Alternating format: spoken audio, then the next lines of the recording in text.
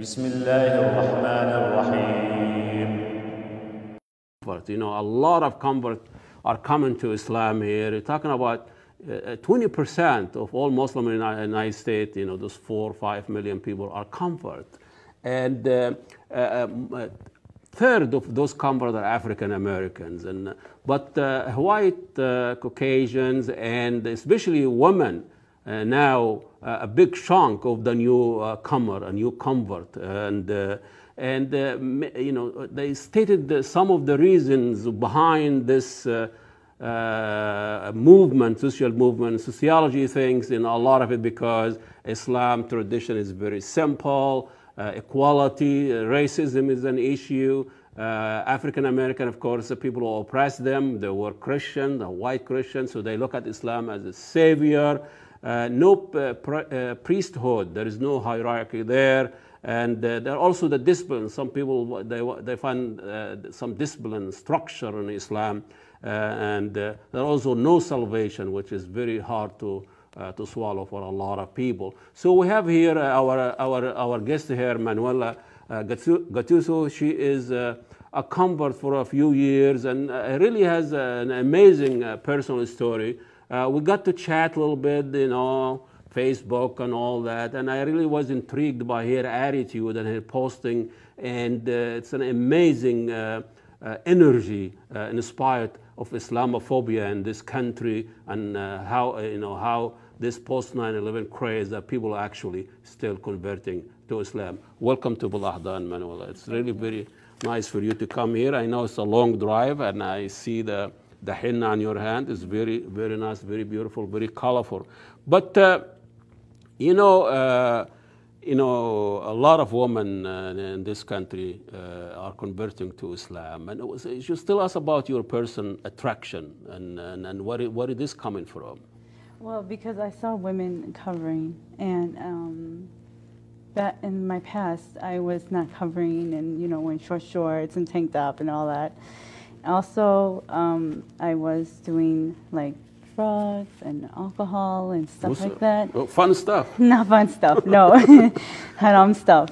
And you're talking about young age, and a lot of people young into that. Age, yeah. When I was like 15, I started doing all that stuff. A little bit too young. Yeah. Okay. And so when I turned 19, I was like, you know what, this is it, this is done. I have to start respecting myself as a woman, and also, have dignity and have morals, And I went to the mosque, and... But before your childhood, it wasn't easy things. I mean, your parents and you have a rough time as far as yes, a child and relationship with their parents. Yes, I did. Well, I grew up in a dysfunctional family, and it was a lot of yelling and hitting and stuff like that. And my mom got abused, and I saw that. My mom got abused, and my dad hit me and my sister as well. And it was just a difficult childhood. Mm-hmm. Yeah, I mean, I can imagine, a young child seeing the only person you trust hitting your mother or hitting yourself. So you were kind of troubling kid. Then you moved out, you lived away, and you started the journey of rebellious. Rebellious, yeah. Because at the age of 15, they got divorced, and I was just like, oh, it was horrible. Yeah. And so that's when I started like looking for approval for guys, and started doing drugs and just to numb myself, So you were looking for a father figure. So you get into men. You trusted men than anybody else. Right. Right. And it was horrible. So you had, go ahead, you tell us your first encounter with men. Well, my first encounter of men was I was raped. And, I was drunk and I got raped and everything like that. That's not a good, my first it's a horrible encounter. Yeah. Yes.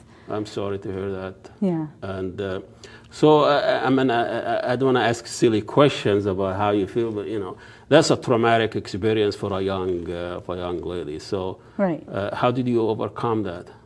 I overcome that through therapy. I went to therapy for like a couple of years, and then after that, I just let it go, let God and let go. You know, so that's what I did. You met with a young Muslim who introduced you to the Islam on mosque. Am I correct? Yes, Okay. I am. Tell us a little bit about that. I met this guy, and he took me to the mosque, and that's how I saw like how the women, you know, cover and respect themselves. And I was like, wow, you know, that's so beautiful, you know? Here I am doing what I'm doing, and I see them like respecting themselves and having, you know, dignity, you know? It's interesting because Yeah. a lot of American, this white predominant white culture, will look at the cover and hijab as a symbol of oppression, Yeah. and, this oppressed woman. And you look at it as self-respect. Yeah, I did. Because, you know, I was just getting so tired. Yeah. You know, We've done this. I'm like over and done with all this, you know, life. And so I was like, you know what, this is it. This is done. I have to make a change, you know? And the same day I got married, I became Muslim. I was like, you know what, I want to become Muslim that day. So I just became Muslim that day. No, you know, some yeah. of the American non-Muslim or white or relatives of the comfort, they always kind of think their kids convert to Islam or their friends convert to Islam because they want to please their man. No. It's because I was Their really, boyfriend or all that. No, not me. I really wanted to just like be done with all that stuff and start, you know, New fresh. husband, new religion, Yeah. new dress. Right. That's pretty nice. How about a new car? And Why not? why not? A new house and get the material things too. But Yeah. that's nice. So, so you got married to this young Muslims, Yes. and what happened next? What happened next is like after maybe 1 year or 2 years of our marriage, I had my son, you know, and everything was okay. I obviously, you know, but then after that, after I had my son, he changed. Who's changed? Yeah. The husband. My husband changed, and he started abusing me, you know, and everything like that. And it was So it just, really doesn't matter, Muslim or not Muslim. Muslim or not Muslim. Men they Yeah. are abusers. yes, they are. It doesn't matter what culture or whatever religion, whatever, they're abusive, you know. So, and I dealt with that for like many years. Well, how do you deal with it? Because I'm sure your family or your friends will tell you, "I told you so." Yeah, they were. They were like, "I told you so. You Yeah. should marry that Arab." Yeah. You know, and I'm just the like, Muslim Arab. yeah. And I'm like, you know what? I know he's different. You know, he's this guy. He's so nice. He's kind and everything like that. And then I found out, like, no, he's not kind. Yeah. He's just Like any other man. another man. Yeah. So But you know, did they ask you to forget about this Muslim thing? no, Enough of this, man. no. Because like you know, that's what helped me to keep strong. Islam, Allah helped me to keep strong. Interesting. You know, and you know, it's nothing wrong with the religion. It's wrong with the person. You know, a lot of people mix that up. Muslim and Islam. Right. I don't know the difference. Yeah, they don't. They're You're like Islamic people. yeah, exactly. But you know, it's amazing how when a colored person or a Muslim or an Arab or non-white does or misbehave or does a negative things, they condemn the whole culture. They do, which is Not sad. the other way around. When a white person like Zimmerman or commit a crime or misbehave, we look at psychoanalysis of the individual. person. Yeah. They don't look at the religion. No, they Right. look at, he was abused, was liar. You know, he didn't have enough gift at Christmas or something. You know, something personal. Exactly. They never. So you face that. You face Yes. people telling you, "We told you so." You really, what's happening is the religion, not the people. And you stood there and you said, "No." There's nothing wrong with the religion. It's the person Not the religion. What yeah. is inside the religion beside the fact women are respecting their body? What else you find in Islam that really was so empowering to you as a young woman? They're so devoted, you know, like we are so devoted in our religion. We pray 5 times a day, you know, we fast in Ramadan and everything like that. And it's beautiful, Yeah. you know. And It's palatable. It's part of your life. yes, it's part of my life. Yeah, we don't just like go to church one day and then Yeah. you know be done. You know, and like oh we're gonna drink and do whatever we want to do. You know. It's basically, you know, a lot of comfort coming from African Americans. Yeah. They talk about that. They speak to that experience of the segregation of religion. Like there is no other time with this country has been more segregation than 11 o'clock in the morning on Sunday. Yeah. You know, the black church, white church, Yeah. and all that.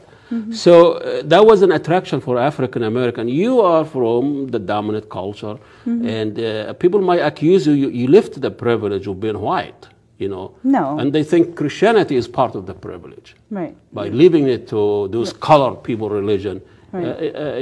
you kind of lift your privilege. No, never. I'm still American, and I always will be. You know, but I'm just very different. That's all. Also, set of belief. Yeah. Let's continue. Let's keep on going. And you know, now you left the second man. You have how many kids? I have 2 kids. Okay. So how do you relationship with kids, and how do you raise them, and all that? Oh, I raised them Muslim, of course. You know, the only way. And What ages are they? my son, one Ali, is 10, and Amin is 2. Ali and Amin. That's nice. Yeah. Ali and Amin. Yeah. That's very nice. Okay. So they still very young. Yes. Okay. Yeah. So when you say I raise them as Muslim, what does that mean? I raise them to pray 5 times a day, not to harm things, you know, fear Allah, you know, things that they need to know. And I used to take Ali to like, you know, Islamic schools and stuff like that. So How do people look at you now, you know, from the Muslim community themselves? Sometimes they look as you are a newcomer, you're one of them. Are you integrated? Do you feel like they treat you different? I don't feel like that at all. I feel like they all welcome me with like open arms and open heart, you know. That's the name of our show, Bil-Ahdan. It's open arms. Really? Same here. Wow, okay. Okay. Yeah. How about the non-Muslim, your neighborhood, your relatives, and when you tell them I converted to Islam, what kind of look they give you? What kind They're of like, wish- really? Yeah. And I'm just like, yeah, why not? Yeah. It's a beautiful religion. Uh-huh. And they're like, oh, you know, you're going to have to do this and cover Yeah. and stuff like that. And I'm just like, what's wrong with covering? Why You know? covering a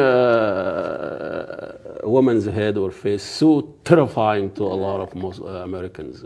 What is about? You know, in the 30s and the 40s, European and women were covered. Yeah. They have a scarf, and it was nice and beautiful and fashionable. I think what makes them scared is like they're going to lose their freedom. Yeah. You know, and they're going to be like, oh, and they're being oppressed, and here's this poor Muslim, and everything like that. Yeah. And it's like, no. Yeah, you can do anything. You can do anything you want. You can have your own character. You can have anything. You know, you can be yourself. With that cover. With cover. But that was a choice. Yeah. I know I don't want to romanticize the hijab, but the function of dress has a symbol and has a culture behind it. You know, it just tells you who you are and what your identity is. Right. And a lot of women look at hijab that is liberating. It is very liberating. You know, you don't have to Yes. be a sex object, Right. and now you decide what you want to be. Not the fashion industry, not Victoria's Secret, not all this billions of dollars spent to tell women what to dress. Exactly. Isn't that as oppressive as the That tradition itself? That is. I don't know. It's just why? Why? You're only here to please God. That's the only person. Not that you're men, Not men. You know. Uh-huh. That's the only person you're supposed to please. Is Allah. And you know, the Pew Research showed